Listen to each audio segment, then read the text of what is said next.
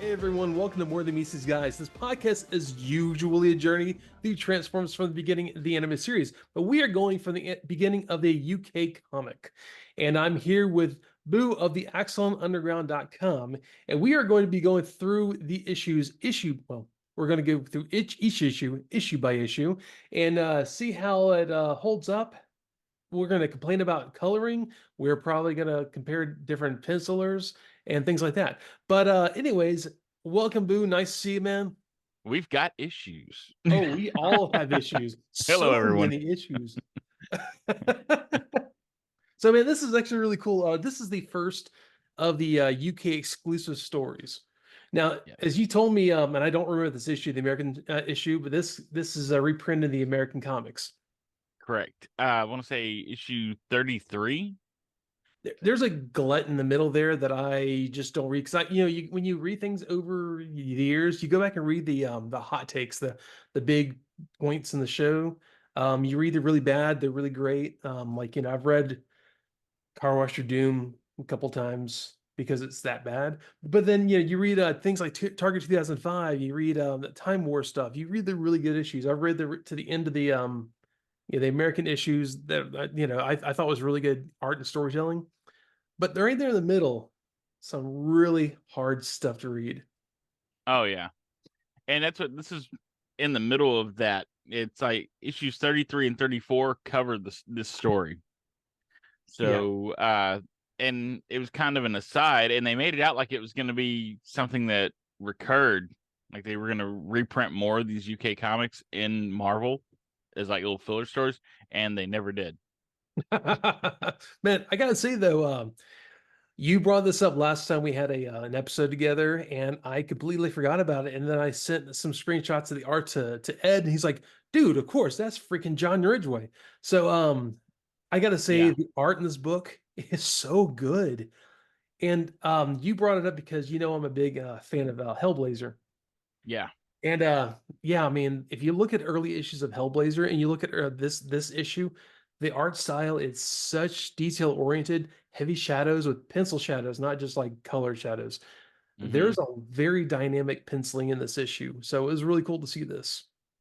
He's really great at showing depth, just with Yeah. his little cross hatchings and stuff in there. Oh yeah. But This yeah, when we brought up the Hellblazer the first time is when he did the cover of I want to say issue number 5 where Thundercracker is yes. holding Sparkplug. That okay, that makes more sense now. Thinking about okay, so I'm a dad. I'm in school. I have a full-time job. I do this on the side also, and yeah. I have So no life. you are a font of knowledge because of that, though. But yeah, I forget things that happened yesterday. So this is actually really cool to have this. So I appreciate that about you. And looking back, that was a great cover. So that makes a lot of good sense. Yeah, we talked a lot about that cover. Yeah, we did. And okay, thinking back about it, he did Thundercracker in a very toy true way, but it didn't look like a toy. That makes sense. He did Jazz the same way here. Yeah. It looked like the toy, but it didn't look like, blocky like the toy.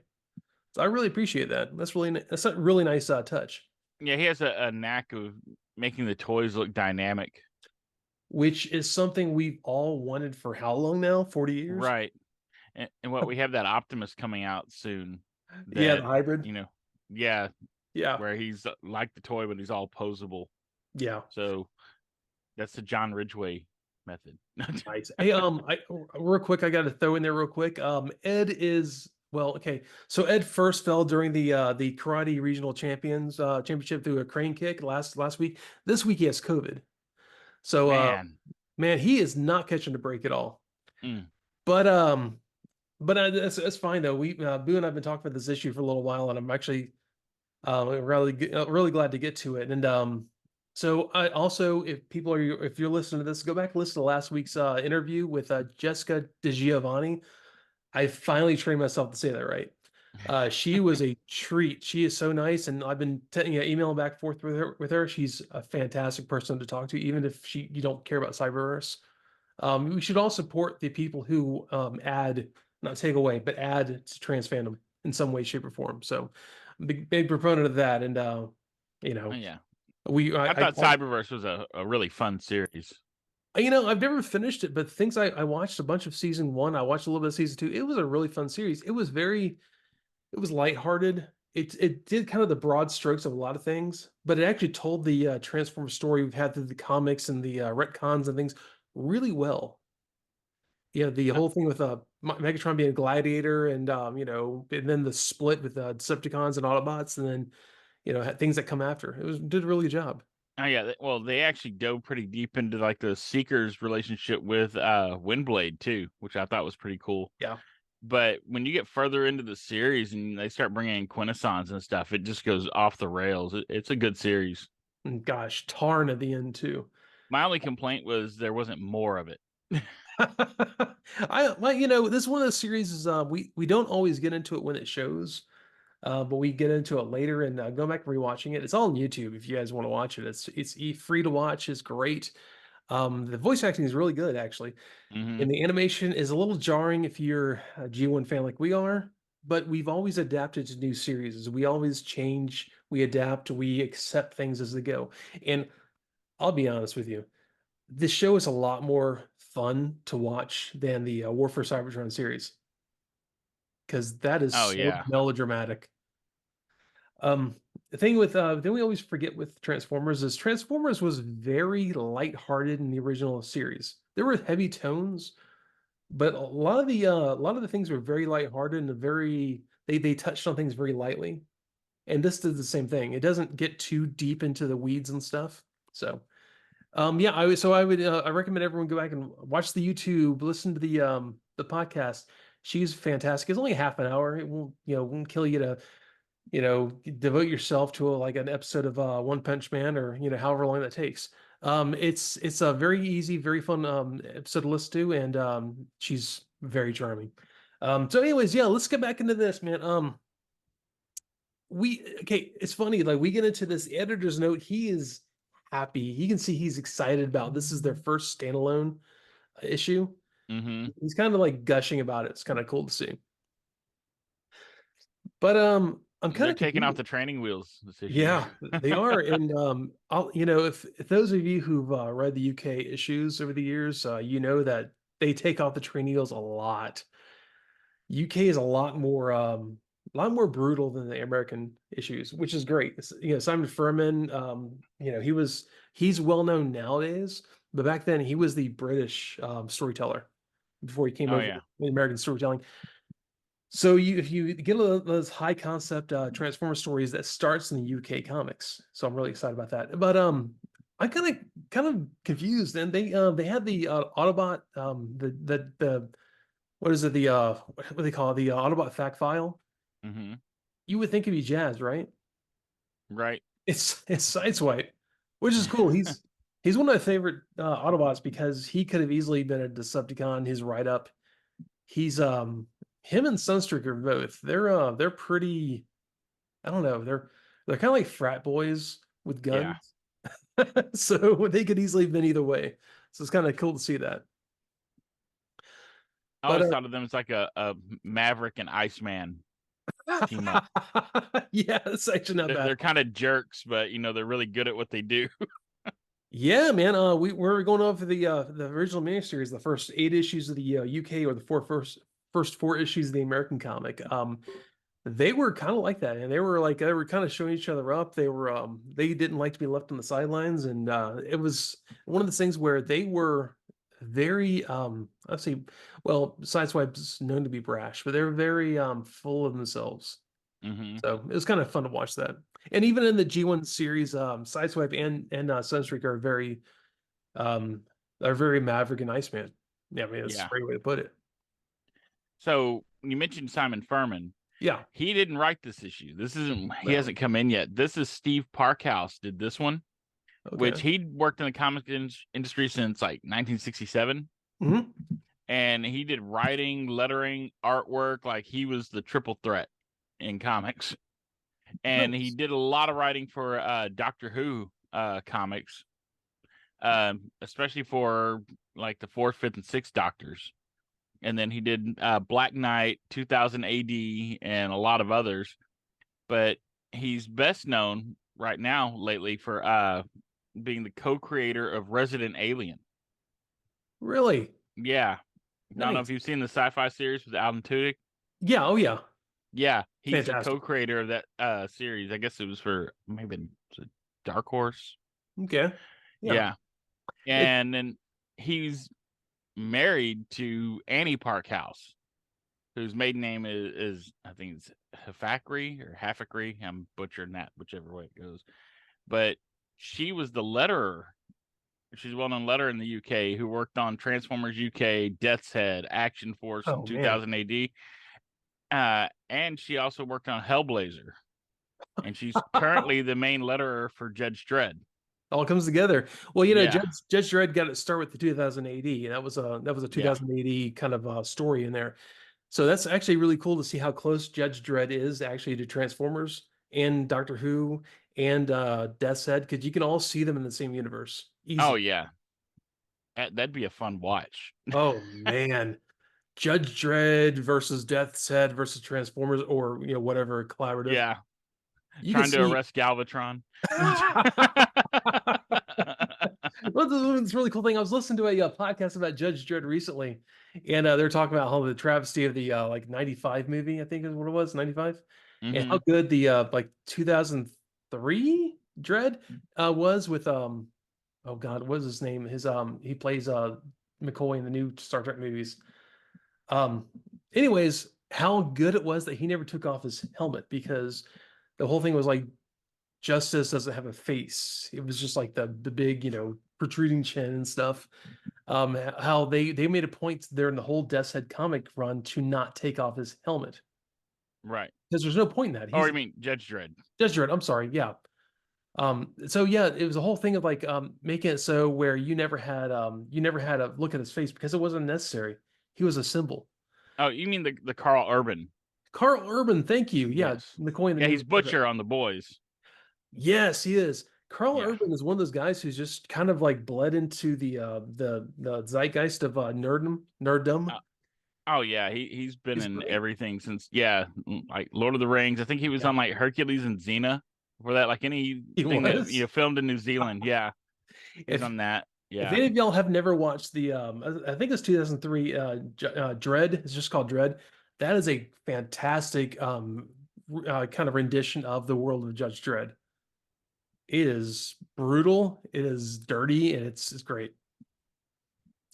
But anyways, I'm sorry, it was it's a little side tangent because I heard it 2000 AD. But Oh, 2012. That's what it was. 2012. Okay. Oh, 2012. Okay, Yeah. so yeah, we're old now, then all these years run together. So yeah, Yeah. 2012 Dread is actually a great movie. I wish they could have done like a trilogy of those movies, but it didn't play that well. But yeah, if y'all like Game of Thrones, it had what's her face? The what's her name that played the matriarch of House Lannister? Oh, Lena Headey. Lena Headey. Yeah, she's Yeah. crazy psycho great in that movie. So yeah, Yeah. It was a good compact story for Dread. it was like an issue or a small like a serial of like several issues of a story of Dread. Hmm. Because Judge Dredd, the whole thing of the story of Dredd is the mega city and all the things that happen within these blocks. So they did a good job with that. They didn't try to make it bigger than it was, like the Sylvester Stallone one in '95. Yeah. Yeah, that was not a great movie. But anyways, so we're going back to this, man. I like some of these letters that people write in. Like there's a robots fan. He's just like, I was overjoyed when I saw this, an action-packed comeback of robots. I love reading about robots and find that the Transformers is a great story as well as great toys. Can't disagree with you. If anyone disagrees with me, they must, in a matter of speaking, which I'm sure Optimus Prime would use, have a screw loose. Well said, Martin Ward of Hackney, London. Who knows? Maybe people listen to this podcast now. I don't know. But there's a lot of a lot of the stories that or a lot of the stories, letters that come in, or you can see the fan base building. This is really kind of cool to see that. Oh yeah. And what we have the first Transformers fan letter written in on a computer. I saw that. That was great. Yeah, Oh, what was his name? Chris Wilkinson. Yes, from Huntington Chems. I don't know where that Yeah, is. it's Cambridgeshire or Cambridgeshire. Oh yeah, That's how you say how it. metropolitan you are. Good job. Oh, I looked it up to make sure I said it right and said it wrong the first time. Nice. Yeah, he was actually really happy that he was actually able to. He was letter was programmed on a TRS-80 Earth computer, as he says in the italics or in the parentheses, and then printed on a computer paper. What is a TRS-80? I feel like I know that. We've come across that. I'm I'm sure it was just like an early, pre Windows, probably DOS computer. Oh yeah, it had to be like Yeah, DOS or BASIC or something. yeah. I mean, I held Yeah, my it was a Tandy. That's tan. Oh, yes, TRS. Yeah, Tandy. yeah. Okay. So, yeah, this is, they were saying this is actually the first letter they've received that was printed out on computer paper and sent in. It was one of those things where, oh, yeah, nerd flex. I'm sure I know back in, That God, means it had holes in the side. yeah, when we were young, back when I was in middle school, I did a lot of stuff on my computer my dad got for the family, and there's no internet, there was no hard drive. Uh, there were 5 1/4 floppy disks and like a big old box of paper with holes inside. Yeah, Oh yeah, those just massive like boxes of paper. yeah, expensive big old boxes of paper. Yeah. And the printers went zzz, zzz, zzz. It would be like an hour to print a paper. Yeah. But I actually in this issue also they have a Transformers toy checklist, so you can see all the toys that are out in Britain now. Like, give a I little thought that blurb. was cool. That was really cool. I did a screenshot of that just because I thought it was a really neat thing. Like, you can see what toys are out, so people who are fans of the comic can collect all the Transformers. And it's notable that Megatron is still not out. Yeah. He's not on the checklist at all. The leader of the Decepticons is still not out. I almost kind of wonder if that's the thing with being a Briton, it was a gun. And I don't know if that was a thing with that, or maybe it was just the fact that they kind of delayed his release. I'm not sure. Yeah, there was quite a few of them. Like the ones that missed the list were Sunstreaker, Trailbreaker, Prowl, Ironhide, Wheeljack, and Megatron out of that first set. So I gotta say though, I know Prowl would have been like one I would have expected, but Trailbreaker and Wheeljack wasn't really prevalent in these first issues. yeah, So I can see that, but Megatron's pretty important. I I mean, wonder if it might have been a licensing issue, that could be perhaps too. because there's Diaclone was already out over there, so maybe they may Yeah. have this, and I guess micro change as well. So, Yeah. That's actually a good point. I don't know. but with Megatron, he's always been a problematic figure. So Yeah, yes. And to this day, yes. I've got I it. really wish we had one of these lists today so we could know what's actually out in stores. Oh my Because God. That would have to be on the internet and changing daily because you don't know what's in Ross every day. I was gonna say, what's at Ross this week? God, I've been helping you collect some things. So I know you don't have many options around you, Yeah, and yeah, I was just like, I'll go in there like, what's in Ross today, and which fantastic. It's like getting toys at the original prices, like we when need we an grew up. Ollie's list. Always, thank God for Ollie's and Ross for people with multiple kids. Jeez. Um. Anyways, so yeah, man, they did a created Decepticon contest, which Hmm. I'll put the art in here later on because it's later on in the comic.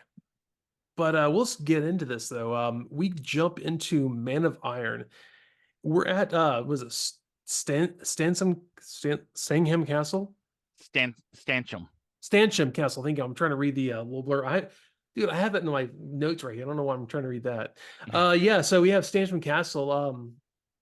It's quite countryside in Stancham, England, which is a little village. I say village. I mean, I'm thinking like a Hot Fuzz kind of village. It might be bigger than that, but it's a, village that's built around a medieval castle, Castle Stancham. Um, so yeah, it's this nice little idyllic, shaded art kind of scene, and people are looking around this castle. And it's just kind of it's a tourist thing. It's kind of cool. And there's this sleeping guard. He looks like the guy, the guard from Casablanca. I'm trying to think of his name right now. He has a little mustache and a little hat and stuff like that. But he's sitting there sleeping, and there's a sonic boom, which they do the whole boom thing across, which I'll have on the YouTube. And his hat comes off. He's like, "Whoa!" But there are three F-15s flying over. That's Which, Thundercracker's signature. yeah, Boom. essentially, yeah, we've already found out. So yeah, then there's like these three F-15s, and it's kind of cool. I'm gonna go ahead to the coloring, which comes really soon after this. They're not colored like the three Seekers. They're colored like I guess it's like a kind of a light tan and green kind of camo. Hmm. But I think they're supposed to represent the three Seekers. I don't know if that was just a coloring, flub there. Yeah, and there's differences in the coloring between this and when they reprinted it in the Mhm. US. And then they did a collected comics also, and they were colored differently there too. So there's like three different variations. I gotta say that the coloring in this is so good. It's almost like a watercolor. Hmm. It is honestly, if any of you want to pick up a greatly drawn and colored comic, this is a fantastic comic right here. Oh yeah, and this takes place actually during the miniseries, like somewhere during the events of issue 3 Yeah, and of, I guess, the American comics. So I guess that'd be what, around 6, 7. yeah, it was about that. Yeah, Yeah, probably at 6 or 7, somewhere like that. And yeah. Okay. I'm kind of confused though because I don't know. It's almost like they retconned a story, like hedged it in like a little gap in the storytelling because we really don't see Jazz a lot in the later parts of the miniseries, do we? No, not too much. So that's probably why they used him. So yeah, these three F-15s fly over the castle real low. They do the sonic boom, and like the three fly off, and then one breaks off, and then does what the guard assumes is a suicide run at the castle, and just drops bombs on the castle itself. Which this huge explosion. He flies off, and but apparently though he when he did the explosion, it was like the one missile was a kind of a dummy, almost like a real low explosion. The other one embedded itself deep into the castle, and they fly off, whatever. Yeah. So it's almost like one of those things like it was like an afterthought, like they just bombed this castle and kept flying. But yeah, so the guard, he calls the police, ambulance, and stuff like that, but they arrive and no one's hurt, which is nice, I guess, which is not very Starscream of him.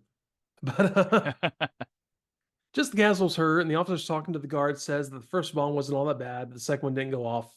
Curator's called and told about the bombing and gets going. He's like coming down the stairs of his house, and his wife's talking to him stuff. I There was something kind of interesting about this though, because the police and all this show up. The guy in the who shows up to talk to him, he looks military. Almost looks like he's part of unit. Yeah, he is actually. That's Captain Peter Whiteley. Oh, really? So he's part of unit. Oh, that's really cool. Yeah, he's military. The security guard's name is George Cousins. I dug into these characters. I'm glad you did, man. I And yeah, so Whiteley tells him, yeah, he responds to his call and says, yeah, one of them bombs exploded, one of them's dug in. And then they call the castle's curator, which is Roy Harker. Yeah. Yeah. And his wife's like, Roy, are you going out? He's like, yeah, I've got some bomb threat at the castle. And they're like, oh, well, hey, while you're out, take a look for Sammy. He likes to play around the woods around there and make sure he comes home. They're like, yeah, yeah, okay, okay, I'll take care of it. So Roy drives out there to the woods. It gets out, he starts calling for Sammy. He's like, Sammy, you do when you're like calling your kids and they ignore you because the lights are coming on in the streets and the sun's going down, or like we did. I don't know if Yeah. kids play like that anymore. But so Sammy is like sitting there. He's in the bushes. He's kind of looking out. He's like, yeah, I'm not going to you. He's got like a little head thing around his head because he's playing like I almost wonder if he what's that? Oh, he's playing Native American. I was gonna say he's playing some First Nations people. I almost wonder if he like watched some early like Lone Ranger Cowboys and Indians on on British television. Oh yeah, something like that, or like Daniel Boone or something like that. Yeah. He's playing that. He's doing the whole like me need Braves to help to take care of this, and he's talking like that. He's talking like that really bad early American Indian. Uh, Oh yeah, the stereotype from the yeah, 50s. And yeah, yeah, his role play name is Running Wolf. that's right. Well, old Running Wolf, he's going to send a message to Crowfoot, tell him bring many braves. So he shoots an arrow into the tree, and I gotta hand it to him, man. Like, the arrow actually does better than any bow and arrow I made when I was a kid. Sticks into a branch, and I guess he's only got one arrow, so he's got to climb up there in the tree. He shimmies at the branch. He's moving along there. He sees. He's like, I just get out to this one. He goes to grab the arrow, and he looks over, and there's Jazz. Jazz is like right there. Dude's sneaky. Yeah, he is. He's just like, ah, um, like toy Jazz, like the image of Jazz's head on the car hood is just standing there looking at him at the limb height. Yeah, so Sammy gets real lonesome for his dad really quick. Yeah. Dad.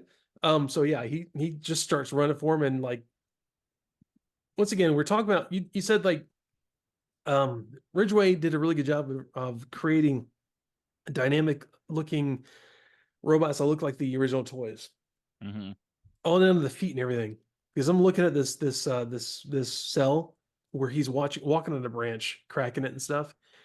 It is Ridgway must have had a toy of Jazz sitting right up here. He's like drawing, looking at the toy because it is Yeah. so spot on. Everything about the toy is great. And Sammy runs after his dad, and his dad is driving off because he was a jerk and hidden in the bushes. But then Jazz, he's like standing in the woods. He's like looking at the kid, and the kid's like, "No!" He doesn't say a word to the kid. He just He looks just at like him. he doesn't even catch him when he falls out of the tree. He just No, watches the kid fall and take off. he's following his orders to the T. He's just observing everything. And this kid is traumatized, man. He is running home. He is like full tilt, like panic running, like we've all done when we were kids at some point. He doesn't stop running. He Oh, goes into even it. more so with the giant robot face to Oh, face. dude. Can you imagine like if you like went to a giant killer robot looking at you?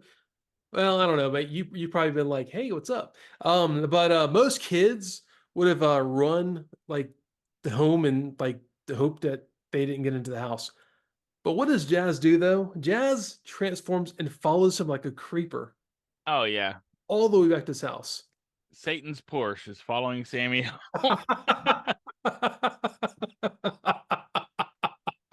Nice callback to the 2007 movie.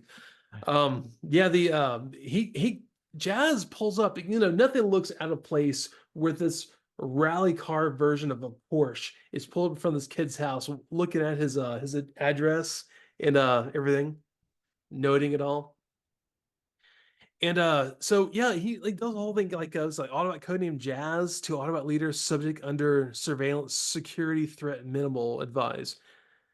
This is the most stilted dialogue we've seen Hmm. yet out of no, I understand because a lot of the probably the writers in the UK comics really didn't know how to portray the Autobots or any of the Transformers.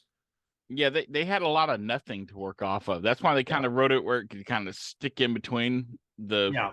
the American stories, So yeah, the which well, I mean, w- yeah. this set the tone for the UK comics. Simon Furman even said when he picked it up after these guys that really just set the tone for how the UK comics worked. That's great. It really separated the American and the UK really nicely that way. Hmm. So yeah, he's just sitting in front on the curb in front of this kid's house. And the what's is the guy from Unit? Uh, Whiteley? Captain Whiteley, yes. Kevin Whiteley is talking to Roy, kind of going over everything. Like Roy's like, hey, like, my kids come home. He's exasperated talking to my wife, and something's happened. Well, actually, they're talking for a little while. Then someone comes and tells Mr. Harker about it.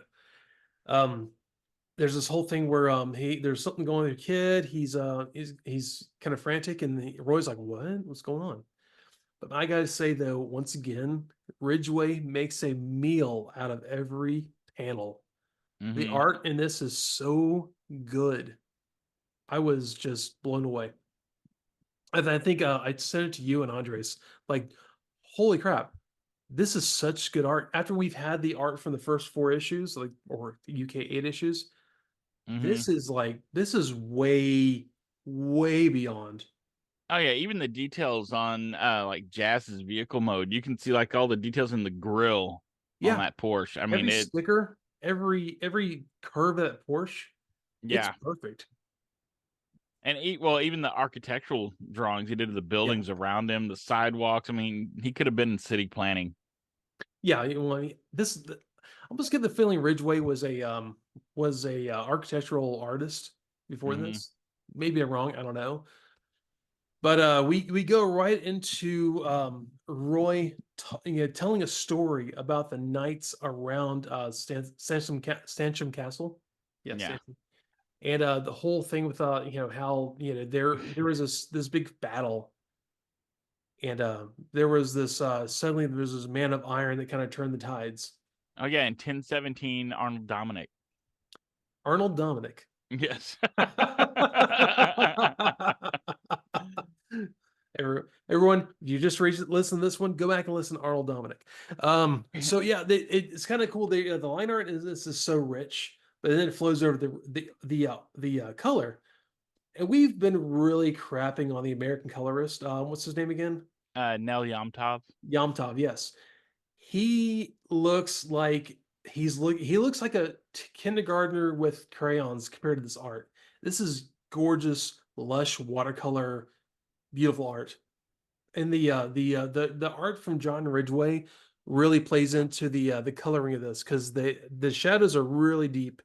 The colorings, whoever did the coloring of that, I didn't look at them. I'm sorry. I know you probably know. Did a lot of nice highlighting with different colors, which so it made it really stand out nicely. So yeah, man, the suddenly the man of iron of great height and girth, seeming unneedful of quarrel, spear or sword, he shows up. And okay, so the man of iron first looks like a really almost like you're in elementary school like we all were at this point. Oh, you and I at least. Drawing Megatron. It's a really, really rough drawing of a big robot. Yeah, he's like a mix of Megatron and Jazz. Kind of, yeah. He is. He's got these weird kind of like shoulder things going over. He's got this the red midriff like Megatron has, but he's a lot less bulky. So he Hmm. has a nice mix there. And He's very generic. he is. But as you go further through the story, he looks like in the next panel, he looks a little more like Jazz from the back. It's like they're slowly adapting to look more like that. Even down to the gun and the missile launcher and everything, and his face starts to look more like Jazz. Hmm. But yeah, so there this whole story about the founding of Stancham Castle and the Man of Iron. Hmm. And so yeah, he leaves and does this whole thing. Well, Yeah, he fires like warning shots at him, and a yeah, priest like begs him to return to wherever he came from. yeah, which is great. I'm going to break the story here for a second because this is where the created Decepticon like art came in. Oh yeah. And honestly, I really like. There's a Christian who's 8 years old. Not a bad job. There's this guy who's 10 years old that does Fire Blaster Decepticon boat, Hmm. and he does a pretty good job. He did drawing like or Transformers like I did, where you want to make sure every piece fits somewhere, and he did that Yeah. sort of thing with his boat. It was a really nice job. Um, there's Stephen Ritter who did Fire Blaster. It was a very almost kind of cool like relief heavy painted like or heavy maybe marker version of a seeker or something like that. Oh yeah, he's got the whole background going, Yeah, he the does. It's really flames and good. everything. Old Jimmy Chang, who's 9 years old, just completely drew a Veritech. He did a Right. Valkyrie. I guess no one would notice. Dude. Well, He and this is before Robotech came out, so he kind of beat him to the punch. well, yeah, maybe Macross he's Jimmy Chang. Maybe he was getting like some Macross stuff already. Yeah, Even to the double can that came out of the boosters, yeah, everything it is a full on Valkyrie. It's actually not a bad job for a 9 year old. yeah. No, it's a really good Valkyrie, and it's certainly identifiable right off the bat. Oh, 100%. Then this dude Julian Boot, who's 14, did Mimic, which dude, his art's pretty good for a 14-year-old. It was Very very detailed. like, He's got everything labeled, and oh yeah, labeled. He did a full on blurb, like a paragraph about the character. But even like the panels and everything, it has a lot of nice shading, a lot of depth and stuff. I was actually really impressed by this. But yeah, you have like other characters like Night Stalker, who looks like he's a Ravage. You know, he's essentially Ravage, but like a wolf or something. I don't know. well, there's an interesting thing about Night Stalker too, Yep. because in the I want to say the 1985 annual, Mhm. maybe 86, there's a story called State Games, which is like a prequel story about Megatron, Mhm. okay, as a gladiator, and there's a character in there named Night Stalker Nice. who was Ravage's partner, who was another like black feline, you know, bodyguard for like a one of the leaders called Overlord. Oh yeah. Yeah, and that's when Ravage betrays him and joins with Megatron, and they kill Overlord and apparently Night Stalker as well. So for a long time, a lot of people thought they were connected. Okay. Okay, yeah. So James Hill, the writer of State Games, says it was just a coincidence Well, that they made a similar character as that, because I mean that's kind of easy to bounce off of. But yeah. they eventually made a toy for Night Stalker, which was Ross. yeah, and he was a Ravage colored steel jaw with Ravage's like hip rockets. Okay. Yeah, Nice. he came with the Encore Twin Cast in 2012. Oh, okay. He also got a masterpiece figure that came like in a set with Stripes and Wing Thing and Enemy. Really? Okay. I didn't Yeah, realize that. that weird like red recolored Rumble. It's like a Yeah. yeah, Is it the and pink then and red one? yeah, and then Wing Thing is the orange Rat Bat, and Yeah. Stripes is a tiger colored Ravage. So I got the Siege version of those. The Hasbro Pulse version of those. mm-hmm. Okay. So Nice. yeah, so there's like a convergence there, but yeah, apparently it was just coincidence that I they mean, had the same idea. come on, honestly, a 12-year-old had this idea. So Night Stalker's not a really, I mean, you can just look at Kolchak, the Night Stalker. Right. This name is pretty common. So like it was a like a coincidence, I'm sure. And like I said, if you go to Ross right now, you probably find a Beast Wars version of Night Stalker in the stores. Mm-hmm. Or that's Ross is not Night paying for it. Prowler, I think. Night Prowler. Is it really Night Prowler? I believe it's Night Prowler. Okay, well, all right. So It's adjacent. really cool thing though they did after this, where they had a little blurb on it, like a contest, like here's your chance to get into space. They had a thing where they asked questions about the solar system and space, and they could send in a postcard or a letter with all your answers in there and enter this contest. That's kind of cool.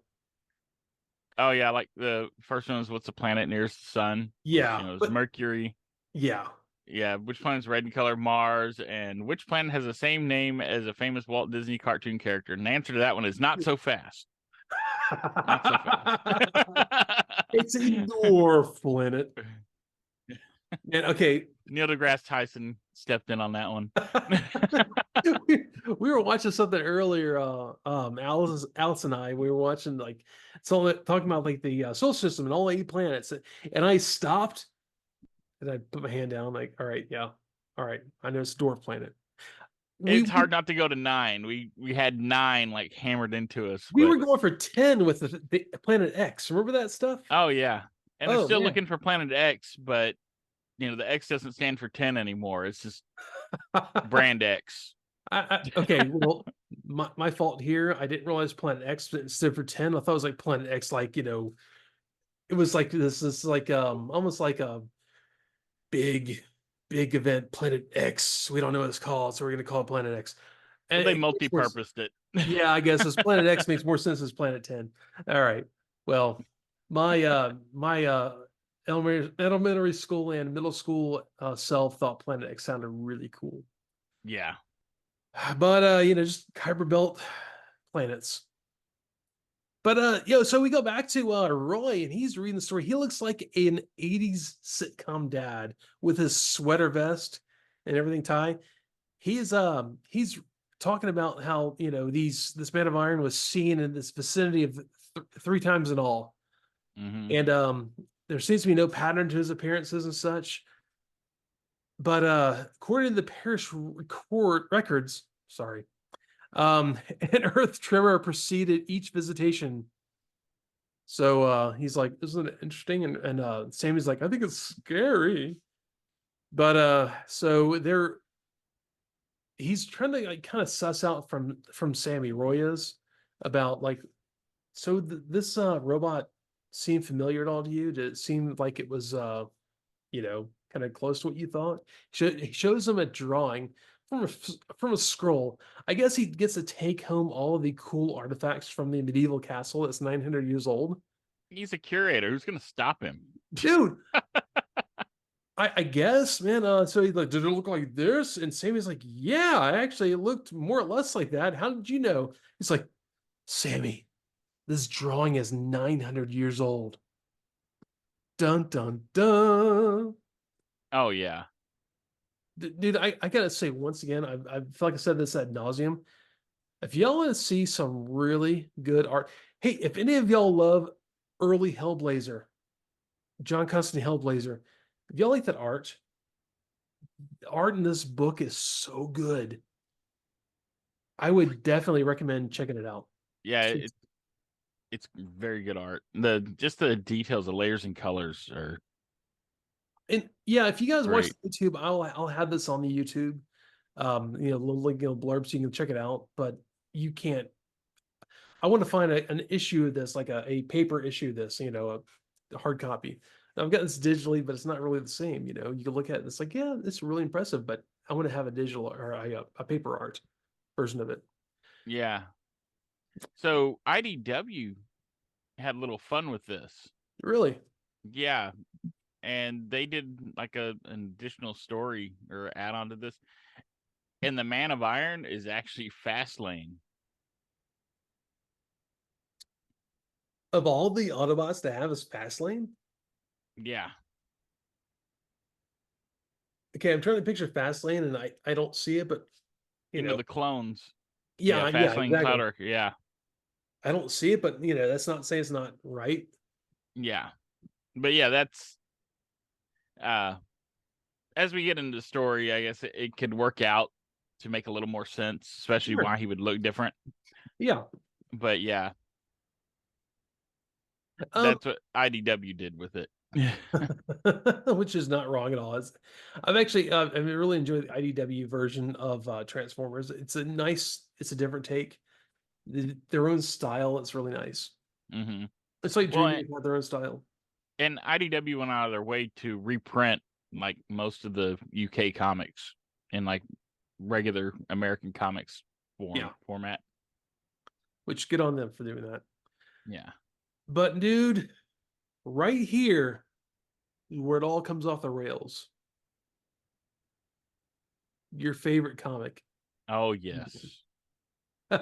We got some Machine Man. Yeah. So, I actually read through it this time. I didn't go in depth into it, but I read through it. mm-hmm. You had to finish the story. I mean, I had to know what you know, happened. yeah. He hooked you. Aaron had to tell me his story. So yeah, man, there Dino Mutt himself is being chased by the cops. Yeah, he goes on the lam to prove his innocence. Yeah, he's getting shot by the cops. Apparently, this is not in Britain because this they're shooting the guns, asking questions later. Yeah, that's Merca. It was probably in Dallas somewhere. It's probably in Texas, or Giuliani's in New York. Either way. Yeah. So Yeah, yeah, it looks it's pretty dirty, so it's probably that late 70s, early 80s, New York cover City your kids' eyes as you go through Times Square, New York. or New Orleans. Um, so yeah. So we get back to the office of Senator Brickman. He is looking full on what was oh gosh, what was the Green Goblin's um Oh, Norman Osborn? Norman Osborn. He looks full on Norman Osborn with a hairline. It's like the Widow's Peak thing going on. Yeah, he's got shades of him and like Gyrick. I can see that. Yeah. Yeah. His mouth is huge. He's got the flared lines behind him to draw attention to like there's something going on. It's very dynamic early, I guess Silver Age sort of was it Silver Age? I think it was. Yeah. Silver Age comic panel kind of like art. Well, yeah, it's Ditko, so Yeah. So it makes a lot of sense. and I like to call those narcissism lines because they're all like, "Look at me." Yeah. It all flows into the center of the frame. Yeah, that's actually a really good point. And he's been Brinkman is just like saying like how he's doing this, Machine Man's taking the fall for him, and they're doing and he's doing all the work for him. Dude, I kind of feel bad for Machine Man. I can't believe I'm saying that. He actually made me feel bad for Machine Man. Yeah. Well, I mean, it's kind of like I guess Daenerys in Game of Thrones is like, she looks good because everybody she's fighting is way worse than she is. Yeah. Yeah, that's not wrong. But dude, like the Machine Man goes to see his buddy Peter in prison. And I had to look at this panel, like, why does it look like his window's a prison cell window? It's like the old like bars like there's six squares because there's the four bars. Yeah. It's like It's the old school like prison window. yeah, Peter's like, you shouldn't be here right now. They're gonna find you. I'm surprised he's not playing a harmonica. Nobody knows the trouble I seen. Yeah, that sort of thing. Yeah. But yeah, so he shows up and he's talking to him like I should see my friend Peter. He sees Peter. Peter's like, you got to get out of here, dude. Seriously. And Yeah. X-51 just like has no idea of like social conventions or how things zero, work. zero idea. But I gotta stop real quick because there's a robot roundup. Oh yes. This is actually kind of cool. Like many people like I grew up in Florida. I'd gone to Disney World three times. Well, apparently like four times when I was real little, but of course you don't remember that. But three times that I can remember, twice as an adult. So I drank my way around Epcot. I'm But surprised you weren't there all the time. I mean, it's like right there. yeah, an 8 hour drive away right there. Yeah, where I live in the Panhandle, man. I was closer to you than I was to Disney. I'm in Texas, 8 hours. That's just like across Houston. You're not wrong. But yeah, though you had to fight alligators when you get down to Disney, though. It's different. That's fun. Yeah, so it's all about the world of tomorrow with Epcot, and like there was a big thing like during the 70s in the 80s about the world of tomorrow, the automatons, the kind of robotics, the animatronics of Epcot. They made a really big deal about that. Did you ever go when you were a kid? No, I only went once to BotCon when it was there. And I That's didn't right. actually go into Disney. I just like did BotCon stuff. There's this great thing called the Carousel of Progress. Carousel of Progress. You sit in a seat and they spin you around this almost like this like a circular thing. They take it to different animatronic scenes where like like the first they're talking about their newfangled ovens and they can have two ovens and they can use gas and it was like very 50s like newfangled idea kind of stuff. I was gonna say it's like the cartoons they would show that would show you what the future was gonna be like, but they like built it for real. 100% that Yeah. exactly. And I And mean this is what influenced like Fallout. oh yeah, dude, it Yeah. is. If you love Fallout, you should definitely ride the Carousel of Progress. There's never a long line, and it was a good break from the heat in Florida because Florida is Satan's taint, and you will sit in that air conditioning and feel so good. There's certain rides in Disney. If you're going there at any time of the year when it's hot, you want to ride. Um, Spaceship Earth, which is a very boring thing, except for people like me who are natural resource conservation majors, and then like the Spaceship Earth, things like that. So you go into the Carousel of Progress and you see these animatronics, and there's this guy sitting there, he has his newspaper and he's his pipe, and his dog Scraps is jumping around and stuff, and they're singing a song about the Carousel of Progress. But it's one of those things. It's a almost a time capsule of what they thought things were going to be like now compared to what they were like they thought of like in the 70s or how things are going to be now. So it's kind of neat to see that. But this whole Robot Roundup is about that. Um, there's this picture of like IB4E and this creator of like basically this animatronic mannequin guy, Mr. Intelligence. They entertain a visitor at Epcot. There's this poor kid who looks like he's excited to see this thing that's probably gonna, kill him like in an Asimov novel. But it looks Oh really yeah, it's got it's a the mime basically. yeah, it's got this Yeah. really the thing of the Epcot like golf ball, the silver golf ball behind it. All this kind of stuff, these are the things you see during your kind of travels around Epcot. I really recommend anyone whoever goes to Disney or especially Epcot's my favorite part. Check out all the old, Carousel Progress style things, the things that like were I think Tomorrowland does a lot of it where you go and say like, okay, this is what we thought we are going to be like. Just like how Back to the Future thought we are going to have hoverboards. Of course, we don't have that. We have Elon Musk running X or Twitter or whatever it is, and cars that don't drive themselves. So that's what the Carousel of Progress promised us, and that's what we have. So it's Yeah. always kind of fun to watch that. And depression, We're depression. not quite to the Jetsons yet. Dude, we're never going to be the Jetsons. I wish I had a house up in the sky where I could use a conveyor belt and stuff. But anyways, back to Machine Man. Oh, good old X-51. But not even X-51 here. This is the imposter, the fake Machine Man. He breaks through this wall. And people who anyone who's ever seen Machine Man should know that Machine Man doesn't like Kool-Aid Man through a wall. He's like, oh yeah. He uses Yeah. dynamite powers and goes through things, whatever. He'd hack through the doors. He'd Yeah. had like a key, a skeleton key comes out of his finger or something like that. Yeah. He's got finesse. I you know, I am really hesitant to say that, but he really does. Yeah, well, compared to this guy, like I said, This guy, this is purple Kool-Aid man. he is. He's purple. Oh my God, he's purple Kool-Aid man. It's kind of magenta Kool-Aid man, but whatever. He's Kool-Aid man. He's like, oh, give me all your money. Um, so They didn't have all the purple packets. They had to throw some red in there. yeah. So, X-51 tries to pick up the fake machine man, and he can't. Yeah. It was like, I don't know, Machine Man's like, what's going on here? You're so heavy.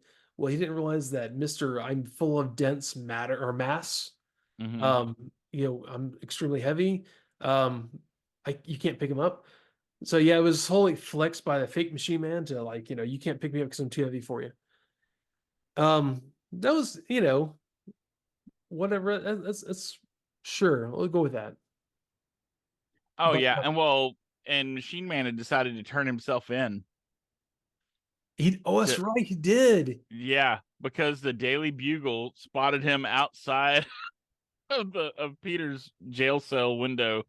The freaking Daily Bugle, man.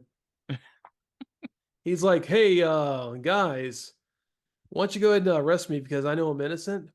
And the whole time he's in jail, the fake machine man just happens to pull a heist. Oh yeah, well they do it on purpose. They say, well, they're not going to be looking for us because they got Yeah. Machine Man in jail. Yeah. So like, yeah, we can do one more. Nobody's even going to be watching for us. It's like these guys aren't smart. They're really not. Senator Brickman's an idiot.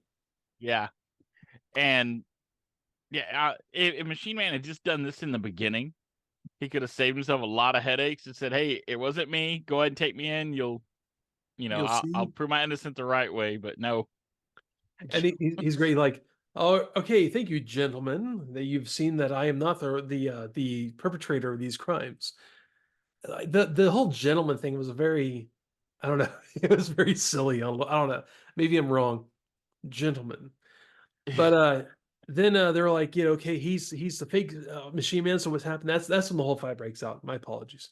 Nah, it's all right. I just thought that was a note that he finally decided, oh, I'm gonna just go ahead and turn myself in.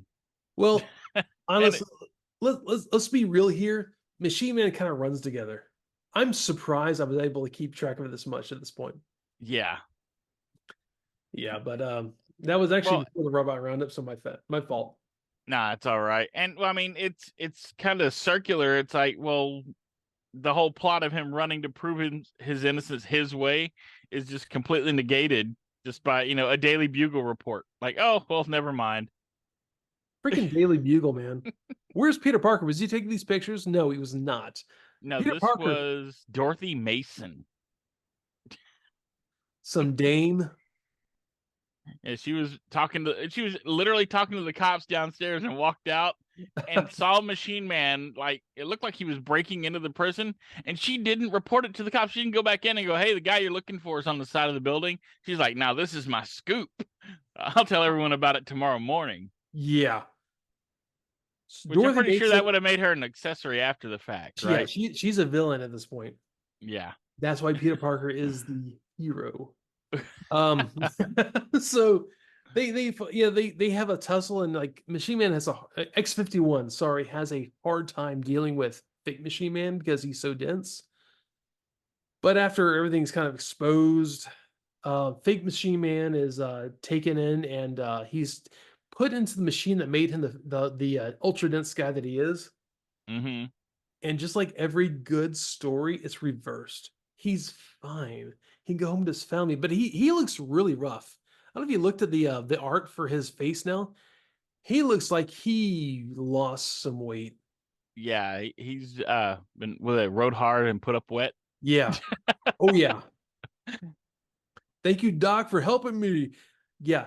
His hair, he looked like he looked like what we were talking about before. He looks like a guy from like a 50s like heroic, muscled guy. He looks like a guy who was on meth at this point. His hair's all scraggly and like, curly and stuff. It's like they took too much mass out. They took way too much mass out of this guy. Poor guy. Yeah. so so happy ending. X-51 is exonerated, and Mr. Mass, what was his name? I can't remember now. Barry. Well, okay, Barry. He had a name at the beginning. Yeah, well, they kind of like I say, he's a man who walks through walls. But I mean, There you the go. best name you're going to get for him is Barry. Barry, like the tick. Barry. Yes, that's Barry, exactly what Barry, I Barry. was going there. It's like the fake machine man's name is Barry. The Fake fake tick tick. is Barry. Your name is Barry, Barry, Barry, Barry, Barry, Barry, Barry. Barry, Barry. Who's the guy who calls himself the tick? See, I and am that he had a guy. kinetic shield. Yeah, like push through stuff. So I mean, it could be the same guy. I love that story so much. One of the best episodes of The Tick. Tick versus the tick. Oh God, I miss that show. I gotta watch that now. Anyways, Oh, so and Brickman denies all the claims that Fred was like in on it. He was doing it for Brickman, and decides to flip this into his presidential bid. yeah, Yeah, yeah, because Fred decided he was going to kill Archie because he killed yeah, Archie's brother. yep. Yeah, for no reason. And Well, then just to obviously keep him he's quiet, evil. right? And the doctor who turned Barry back to normal Mhm. is Dr. Oliver Broadhurst, who was the scientist who oversaw the program that led to X-51's creation. Oh, nice. But he's actually the one that put out the order to destroy the X series robots because they were failures. Yeah, and So, well, but he later decided that the Machine Man was okay. well, that's nice. Yeah, Change of heart at the end is nice. right. Shoot that. So But yeah, After all this, we have a little blurb for the next issue of Man of Iron, the continuation of the story. And man, okay, I'm looking at my phone here, but I'm looking at the art of the face of the Man of Iron. He goes, Sammy. He does not look like Jazz. He looks rough, but it look same style art, but it like they changed. Like I can see why if they could turn this into Fastlane now because Oh his yeah. look changed. He's not Jazz anymore. Um, but there's these great little blurbs on this ad where they were talking about they had the editor had a Transformers calendar. There's a little asterisk saying like Megatron features in your February calendar. Oh So yeah. February is Megatron month. And that's not Jazz in the window. That's Mirage. Okay, that makes more sense, but it still looks a Yeah. little weird for Mirage. You'd have to look at the next issue to catch it, but yeah, Spoilers. that's Toy Face Mirage. Yeah, I can see that. I actually, Yeah. I'm purposely not reading it ahead because I want to enjoy these like, new. Yeah. I really do not remember this from the American run. I wonder if I just skipped over it entirely because I got so disenchanted with the that middle pack. Yeah, it was during the part which we'll see later. Like it was after Optimus had played video games to death. Oh God. Okay, yeah, I totally skipped this. Okay, that's fantastic. No, I have these collected somewhere. I did not want to read this because the stories were generally pretty bad, and It was right around Car Wash of Doom and Jesus. Scraplets, and that kind of Oh, poor Blaster. yeah, that little rough patch there where like a lot of nothing was going on. The mechanic was like the big Oh, bad guy at the that is time. the worst cover. This like doughy guy in a suit, the mechanic. When I first saw that, I was kind of hoping it was like Sparkplug had like gone evil and got back at him because that That would have would have been been perfect. better. That would have been Yeah, so much better. Like yeah. the mechanic is akin to a prime target with the hunter on there. Oh yeah, and we'll get to it because that's part of these comics. So you'll get to Oh, relive all that trauma. Ed, get better so we can get to a prime target because that's like it's like Craven the Hunter but bad, Oh like real yeah, bad. it's all about Dinsmore. Yeah, I'm so excited to get to the next issue of our episode of Transformers with Ed because it is make tracks. Oh yeah. Oh, and we have Matt and the Cat, Oh yeah, Matt and the Cat. Actually, Matt the and the Cat. slowest sci-fi comic in history. I thought he had progressed past this, but he's still hanging out with that head The with bowl arms. robot. Yeah. Like Yeah, the they drag it out because yeah, I had to go back and look. Like, did they repeat the same comic? And no, it's almost, not. It's dude. It's so close to the repeat. yeah. Seriously, it is so bad. It is so slow. And this guy The must best have part is been he called him a horrid furry little creep. he That was did. like, yeah, Yeah. that's like that's the progress right there. Is the robot insults the cat. I'll take it. I'll take anything I can get out of this. Yeah, honestly, Matt the Cat, I love the way the cat's drawn. I don't know where the hell Matt is, but the cat is my favorite character in this whole comic strip. He's drawn very do you remember the Doonesbury Yeah, the cat man? Bill. Bill. He's Yeah, drawn Bill the so much cat. like Bill, yes. I really like that a lot. That's the only thing I like about Matt and the Cat. I think I would like Matt and the cat more if he was as sickly as Bill, because Bill was always like coughing up stuff and halfway Yeah. dying. Because Bill was a 90s rocker, Hmm. like early 90s, yeah, early 90s rocker who was obviously on plenty of bad drugs. Yeah, like Oh, all of Bill, them. for you, man. All for you. I'm gonna have to find a picture of Bill to put up on the YouTube just for that. Oh yeah, he was like if Keith Richards was a cat, that would be Bill. 100%. Yeah. 110%. Dude, um, Kurt Cobain wishes he were as cool as Bill. You did not do enough morphine to be as cool as Bill. But Bill went out at 26 instead of 27 just because he's that much cooler. But But kept going anyway. Like his body, the drugs kept his body going.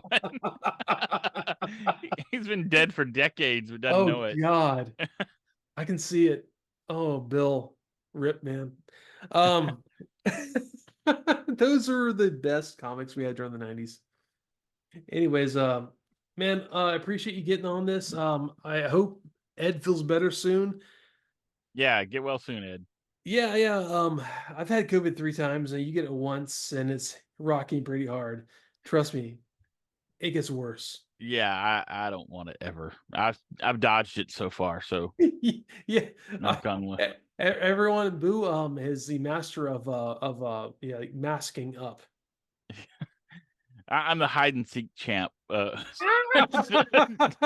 2019.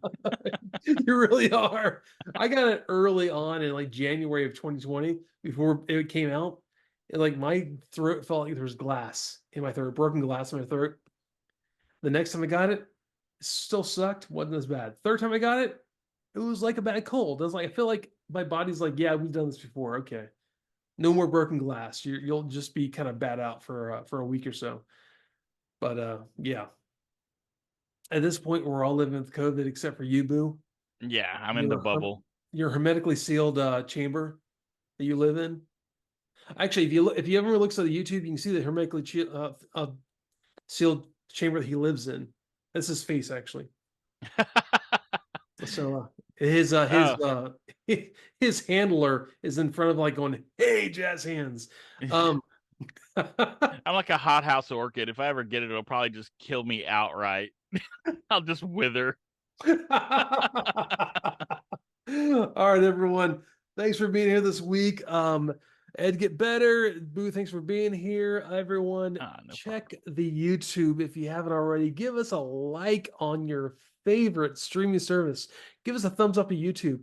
Say really nice things about us, even though we don't deserve it. I appreciate it all. Please. Please say nice things about us. I'm gonna there as always. I don't say this very much. There's the Patreon link in the show notes. Danny and Jess, thanks for so much for yeah, adding to that. I appreciate it all because one day my MacBook's gonna go out and I gotta replace it. So anyways, everyone, thanks for being here. Please check us out next week and the week after that. I'm gonna do my best to keep going, going, and going until I can't go anymore. So have a great week, everyone. Have a great holiday season, whatever you celebrate. And Boo, you have a quote for us at all? Actually I didn't prepare one this time, but oh, here we go. We'll just do a Machine Man quote this time. Oh man. Impossible. My programming would not permit it. Just as my powers would make robbery a ludicrous undertaking. He's cursed with machine man quotes. Oh man, yeah. Well, I mean, he basically says he could rent himself out as a supercomputer if he really needed money. So he's really smug for someone that doesn't know, that you should just turn yourself into the cops instead of running from them. He would never have survived Superman 3. All right, everyone. Thank you so much for being here. See you next week. Boo, thanks for being here. Y'all take it easy. Thank Have you. a great week. Bye. Bye.